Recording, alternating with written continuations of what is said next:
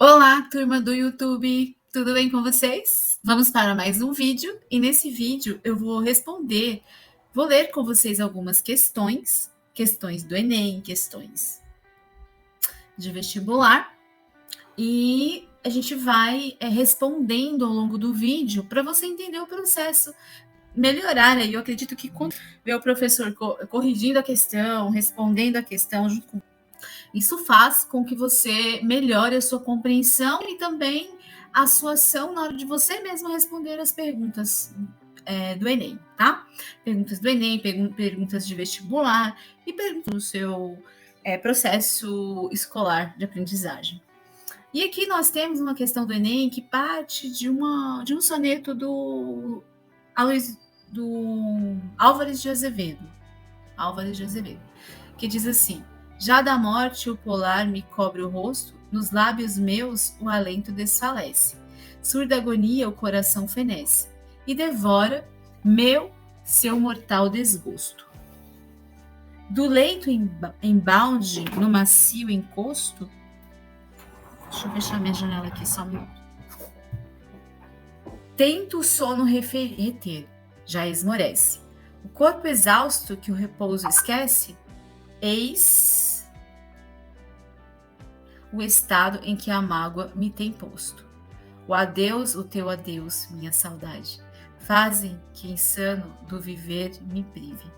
E tenho os meus olhos na escuridade da minha esperança com que me mantive. Volve ao amante os olhos por piedade, olhos por quem viveu, quem já não vive. Bom, o enunciado da questão diz assim, ó. O núcleo temático do soneto citado é típico da segunda geração romântica, porém configura um lirismo que o projeta para além desse momento específico. O fundamento desse lirismo é... Bom, o enunciado da questão, ele nos traz já uma informação. São informações bastante importantes, que já nos situa no momento histórico do poema. Segunda geração romântica é a chamada de ultrarromantismo. Aquela geração em que os sentimentos, as emoções, a emotividade, o sentimentalismo eram exacerbados, eram exagerados. Então, todas as características do romantismo, morte, exaltação da morte, do passado, da tristeza, da melancolia, muitas vezes da frustração que o poeta tinha em relação à realidade, então ele fugia como escape para o passado. Todas as questões que envolvem o momento dessa segunda geração, elas estavam afloradas. Se nós lermos todos esses enunciados, nós vamos ver que esses enunciados vão falar dessa geração de alguma forma.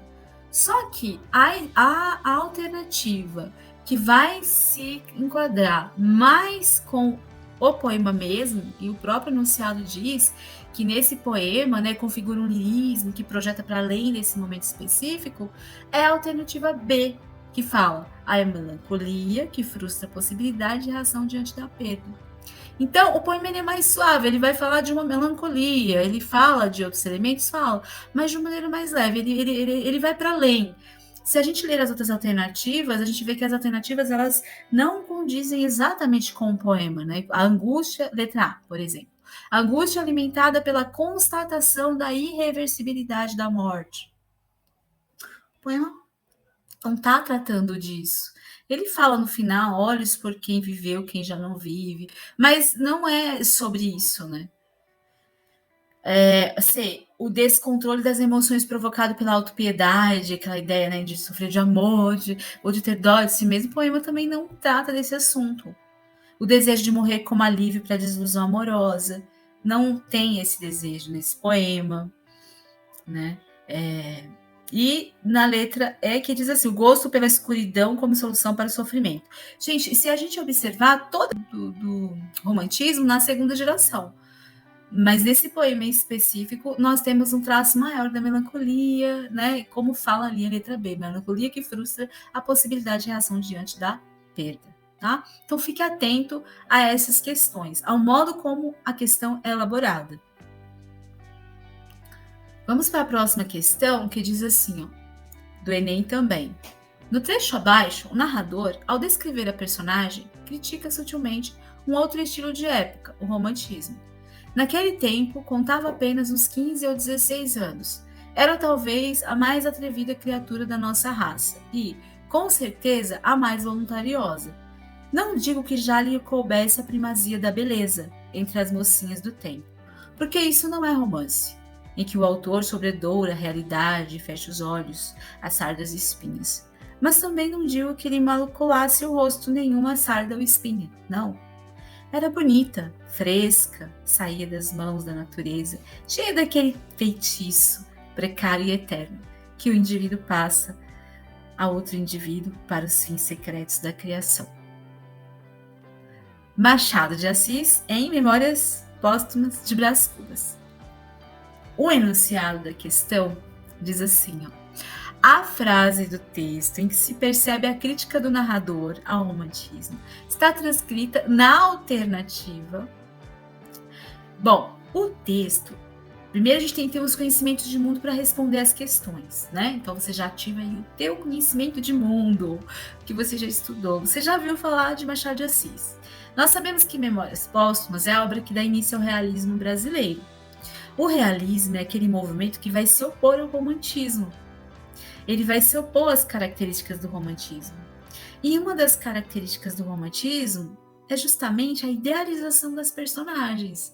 As personagens são sempre muito bem colocadas, né? Elas têm características sempre muito positivas, sempre muito vantajosas, né? Quando o José de Alencar mesmo ele vai descrever a Índia lá da Iracema, ela passava pela floresta como uma garça rápida, veloz.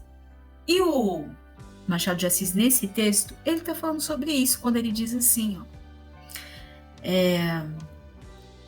quando ele diz assim, o autor sobredoura a realidade, fecha os olhos, as sardas e espinhas, né? Quando ele diz assim, isso não é um romance, tá? Porque isso não é um romance, em que o autor sobredoura a realidade, fecha os olhos, as sardas e espinhas, ou seja, fecha os olhos à realidade. Ele está dizendo justamente disso. Apesar dele elogiá-la, dizer que ela era bonita, fresca e tal, ele diz assim, isso aqui não é um romance, que a gente fica idealizando as personagens, tá? Por isso, se nós analisarmos essa questão, a alternativa que a gente vai colocar é a letra A, que o autor sobredoura a realidade e fecha os olhos a sardas e espinhas. Ele está fazendo uma crítica sutil, né? Uma crítica sutil aí ao romantismo. E a B, né, as outras alternativas, todas ele vai colocar a descrição da personagem, como ele colocou. Era talvez a mais atrevida criatura da nossa raça, era bonita, fresca, saía das mãos da natureza, cheia daquele feitiço precário e eterno. É como se fosse do romantismo esses trechos, né? Naquele tempo contava apenas 15, 16 anos, um indivíduo passa o outro indivíduo para fins secretos da criação, né? Todas essas outras alternativas são alternativas que vão falar da descrição que ele faz da personagem, mas não podemos esquecer que, apesar desses elogios, ele está falando nós estamos diante de um texto realista, né? Em que o autor ele vai, né? Essa obra aí é uma obra que dá início ao realismo no Brasil, o texto todo o romance, né? E então nessa questão a crítica do narrador está na letra A, ok? Deu para entender? Espero que sim. Vamos lá, prosseguindo. Próxima questão, nós temos uma questão também do romantismo, mas que vai discutir com um outro movimento literário. Vamos lá. O texto A, uma questão do Enem, que temos do texto A e texto B. O texto A é o texto clássico, né? Maravilhoso, que está em Poesia e Prosa Completa de Gonçalves Dias, que é um autor da primeira geração romântica, quando ele escreveu Canção do Exílio. Canção do Exílio diz assim: minha terra tem palmeiras, onde canta o sabiá. As aves que aqui gorjeiam, não gorjeiam como lá. Nosso céu tem mais estrelas, nossas várzeas têm mais flores. Nossos bosques têm mais vida, nossa vida mais amores. Minha terra tem primores, que tais não encontro eu cá. Em cismar sozinho à noite, mais prazer encontro lá. Minha terra tem palmeiras, onde canta o sabiá. Não permita, Deus, que eu morra sem que eu volte para lá. sem que desfrute os primores que não encontro por cá, sem que ainda viste as palmeiras onde canta o sabiá.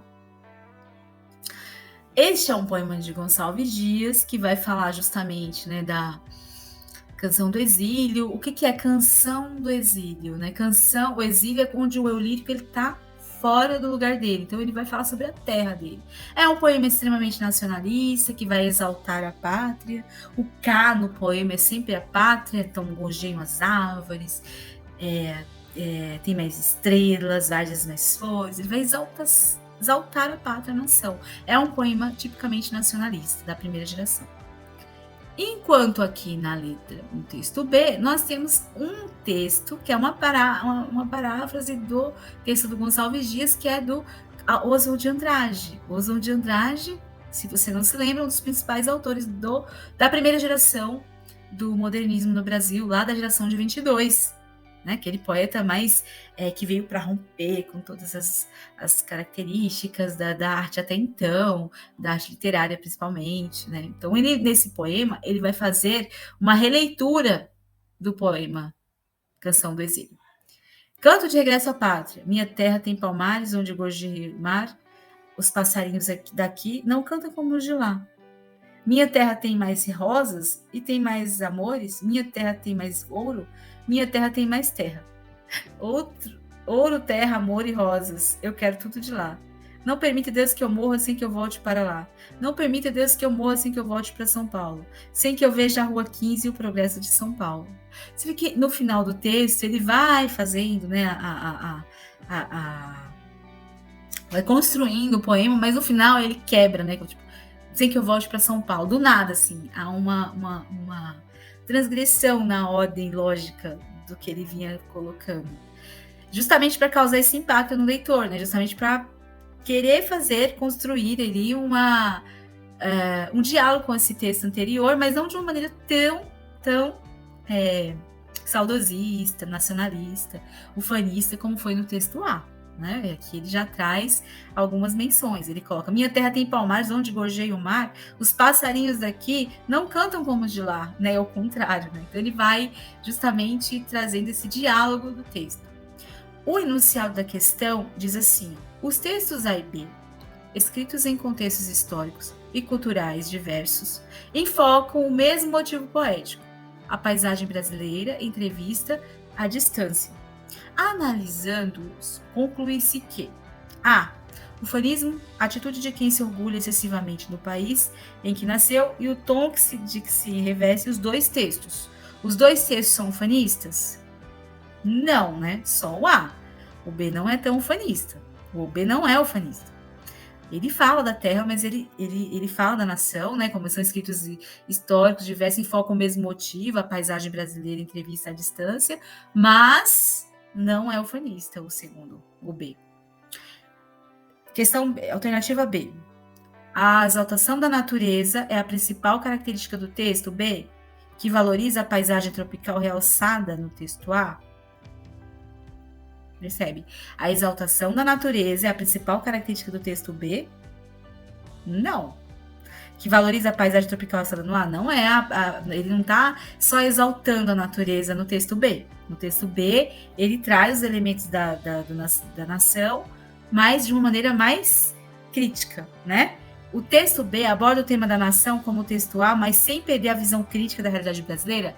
Essa é a alternativa, tá? Ele fala da nação, retoma o tema da nação sem perder a visão crítica. A D, vamos ler só para a gente saber por que não é. O texto B, em oposição ao texto A, revela distanciamento geográfico do poeta em relação à pátria. Não, o enunciado já fala, né, que os dois textos abordam contextos históricos e culturais diversos e enfocam o mesmo motivo poético, que é a paisagem brasileira. Então, não é uma oposição revelando distanciamento geográfico, porque os dois falam do Brasil.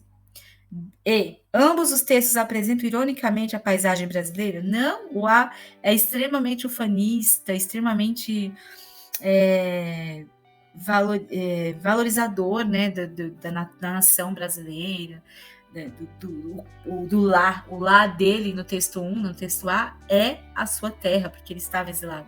Por isso, Canção do Exílio. É isso aí, gente. Então, a alternativa correta para essa questão seria letra C. A última questão para a gente encerrar a nossa aulinha de hoje, que vai ser sobre uma questão da FUVEST, que diz assim, ó. Entre as obras mais comentadas do Visconde de Tauná estão o encilhamento, a retirada da laguna e principalmente letra B, Inocência. Inocência é uma das grandes obras do Visconde de Tauná, tá? Memoriza aí, ok? Bom, espero que você tenha gostado dessa aula, espero que você tenha pegado aí alguns macetes para você responder as questões, você que está treinando, e espero ter contribuído. Não esquece de se inscrever no canal, de compartilhar esse vídeo com pessoas que você sabe que precisam estudar português, que estão nessa dinâmica junto com você. E é isso. Um abraço, até mais. Tchau, tchau, fica bem. Bye, bye.